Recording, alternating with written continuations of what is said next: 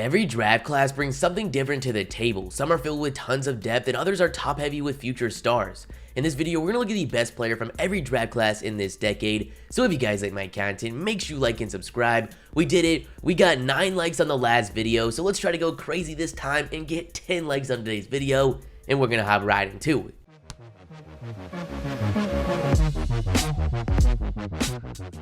Okay guys, we're going to start this off with the first one of the decade. That's going to be the 2000 NBA draft. This draft has gone down as one of the worst in NBA history, but still had some decent players throughout, such as Mike Miller, Hedo Turkoglu, and who I have as the runner-up in Michael Redd. Despite coming out of the second round, Michael Redd had an 11-year career where he averaged 19 points per game. But while he might have had a better prime in terms of a career, I have to give the edge to Jamal Crawford, who has played the last 19 seasons where he's averaged 15 points per game. He's one of the few players in NBA history to have success with that flashy, almost street ball style of play, and he's one of the best players ever coming off the bench, bringing home 3 Sixth-Man of the Year awards. For the 2001 draft, we saw some great talent come out, including Tony Parker, who was an integral part of the Spurs' success throughout this decade. You got Joe Johnson, who in his prime was one of the most versatile scorers in this league, and Gilbert Arenas, who was on pace to become one of the greatest scorers ever before injuries and off-the-court issues quickly derailed his career. So for the 2001 class, I'm going to have to go with Pau Gasol. Obviously, like the last class, I'm giving a lot of value to longevity. Pau Gasol has played the last 18 seasons where a majority of it, he was a top big man in the league. On his career, he's averaged 17 points per game, 9 rebounds, shooting 51% from the field. Throughout his career, he's managed to become the Rookie of the Year, a 2-time NBA champion, 6-time All-Star, and 4-time member of the All-NBA teams. Next, we got the 2002 class, which wasn't anything special. We saw Yao Ming go #1 overall, and if his career wasn't so short, he would probably been the best from this class. We had Caron Butler, Tayshaun Prince, Carlos Boozer, Matt Barnes,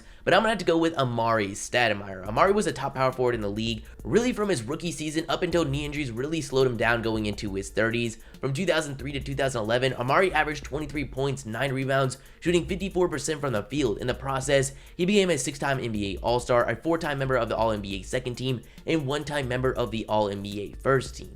Next, we got the 2003 NBA draft, and while this is one of the best drafts we have ever seen, there's no question who the best player is. This class featured Carmelo Anthony, Chris Bosh, Dwyane Wade, Kyle Korver, just to name a few, but it also featured a player in the conversation for the greatest of all time, and that's LeBron James. LeBron is still competing at the highest level to this day, but over his career has averaged 27 points, 7 rebounds, 7 assists, shooting over 50% from the field and 34% from 3. He's a 3-time NBA champion, a 4-time MVP, a 15-time All-Star, and 12-time member of the All-NBA first team.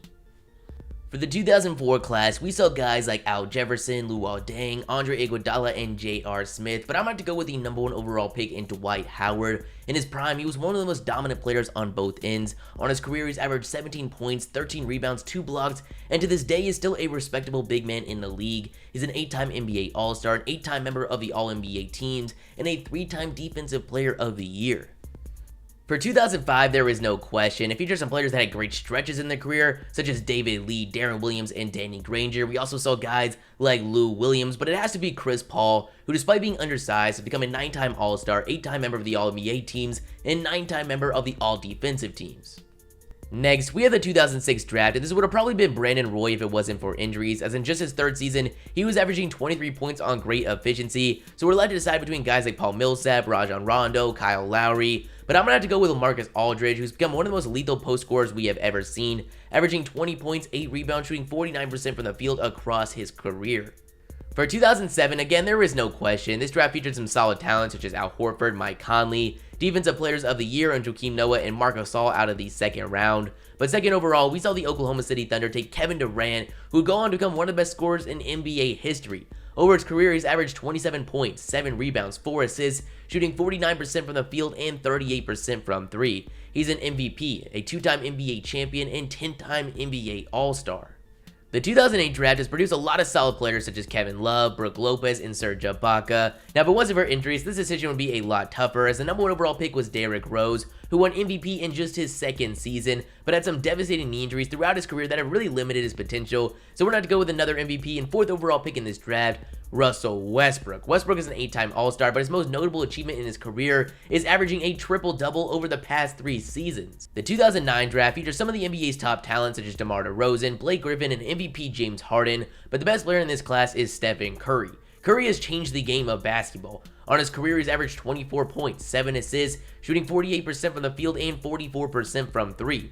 He's a 3-time NBA champion, a 2-time MVP, 8-time NBA All-Star.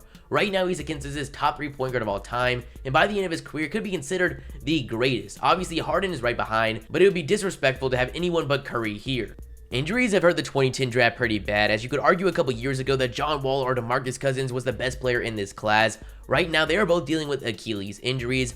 Other players from this class include Gordon Hayward, who's also dealing with a serious injury, Eric Bledsoe, Hassan Whiteside, but the best player from this class is Paul George. George is one of the best two-way players in the league. He's a 6-time All-Star, a 5-time member of the All-NBA teams, and a 4-time member of the All-Defensive teams. The 2011 draft was loaded with talent. It featured the likes of Kyrie Irving, Kemba Walker, Jimmy Butler, Klay Thompson, Kawhi Leonard, and Jimmer Fredette. This is easily one of the best drafts we've seen in recent history. But while it's loaded with talent, Kawhi Leonard is the best player from this class. We saw what he did this past season. He's a 2-time NBA champion, a 2-times finals MVP. He's teaming up with Paul George this year, so we shouldn't expect the success to stop anytime soon. The 2012 draft featured some great talent at the top, such as Bradley Beal, Damian Lillard, and Andre Drummond, but also had future All-Stars come out of the second round in Draymond Green and Chris Middleton. But while this draft had depth, the best player was the #1 overall selection in Anthony Davis. Davis has been one of the league's best bigs since entering the league. On his career, he's averaged 24 points, 11 rebounds, 2.5 blocks, shooting 52% from the field. Sadly, he's spent his whole career so far on the New Orleans Pelicans, but finally has a chance to compete for a championship, joining LeBron James in Los Angeles. Going into the 2013 draft, it looked pretty weak, but in retrospect, it featured some great talent such as Rudy Gobert, Victor Oladipo, CJ McCollum, and this year's MVP in Giannis Antetokounmpo, who is the best player in this class. He came into the league as a skinny kid from Greece, but is now one of the most dominant and physical players in the league, averaging 28 points, 12 rebounds, 6 assists, shooting 58% from the field. Right now, he's only 24 years old, so we should expect a lot more success headed Giannis's way. The 2014 draft featured some solid talent such as Marcus Smart, Aaron Gordon, Zach LaVine, and Clint Capella, but the battle for the best player in this class is between two of the best centers in the league in Joel Embiid and Nikola Jokic. For right now, I'm going to have to give the edge to Embiid as he averaged almost 28 points per game, 13 rebounds, shooting 48% from the field, while being one of the league's best interior defenders. But this could change down the road as Embiid has dealt with a lot of injuries so far, while Jokic is getting better every season, staying pretty healthy. Jokic's defense does need a lot of work, but he's an innovator at his position with his amazing passing, and I expect a great future. The battle for the best player in the 2015 NBA draft is pretty close, as we have Porzingis, D'Angelo Russell, Devin Booker, and Karl-Anthony Towns all in the conversation, but for right now, I have to go with Cat. He's stayed pretty healthy so far. He's one of the top players at his position. He's averaged 24 points, 12 rebounds, shooting an insane 52% from the field and 40% from 3. This is another one that could change down the road, but for right now, Cat is the clear decision. The 2016 draft has a clear top player as of now, and that's Ben Simmons, but this could change. Simmons has proven he's elite at practically everything that's not shooting the ball, but that's the most valuable thing in today's game. I expect Ben Simmons to be a solid player down the road, but so far he hasn't showed even willingness to improve outside the paint, so I'm not going to rule out guys like Brandon Ingram or Pascal Siakam to surpass him. If Ingram can stay healthy, he has the tools to be one of the league's top scorers, and Pascal Siakam had a breakout season where he showed signs of being one of the league's top two-way players. The 2017 NBA draft has looked pretty solid so far, with guys like Lauri Markkanen, Lonzo Ball, De'Aaron Fox, Jason Tatum, and Kyle Kuzma all coming out of this class, but going into the future, this one's really up in the air. Fox looked like he could be a top point guard in the league this season. Lauri Markkanen's potential as a stretch four is through the roof, and Jason Tatum shows all the signs of being one of the league's best scorers, but based on what we've seen so far, I had to go with Donovan Mitchell, who this past season got 24 points, shooting 43% from the field and 36% from 3. Based on what we saw at him at the end of the season, it looks like Mitchell will be a top shooting guard in the league for the foreseeable future. For 2018, we only have one season to judge, so we're obviously going to go with the Rookie of the Year and 3rd overall pick in Luka Doncic. Now with that said, this is not a guarantee 10 years into the future. Trae Young gave Luka a run for his money at that award, and his future looks bright. DeAndre Ayton has the tools to be a top center, and Jaren Jackson Jr. shows all the signs of being a top two-way player. But right now, we have to go with the guy that averaged 21 points, 6 assists, and 8 rebounds in just his rookie season. For 2019, we have nothing to go by, so we're left to assume that it's going to be the #1 overall selection in ZIon Williamson. But for all we know, it could end up being Taco Fall.